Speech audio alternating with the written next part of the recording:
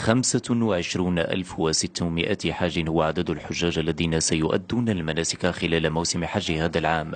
هذا ما كشفت عنه وزارة الأوقاف والشؤون الإسلامية، مؤكدة أن الحصة المقررة للمغرب ستشهد تقليصا نسبة 20% من العدد الإجمالي البالغ 32 ألف حاج، وذلك نتيجة أشغال توسعة الحرمين الشريفين.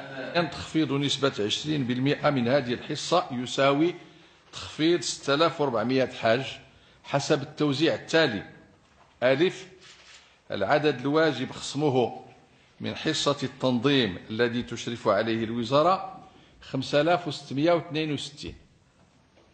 باء، العدد الواجب خصمه من حصة وكالة الأسفار السياحية 738.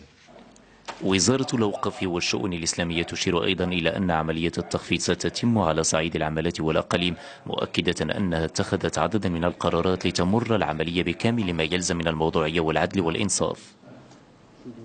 أولا، عدم المساس بالحصة المخولة لكبار السن ومرافقيهم أي 15%. ثانيا، يؤخذ هذا العدد 6400 مقعد من الحجاج الأصغرين سنا ذكورا وإناثا، وبالتحديد من المزدادين سنة 1961 وما بعدها بالنسبة للتنظيم الرسمي، مع مراعاة ما قد يترتب عن ذلك من حالات مرافقة الأزواج.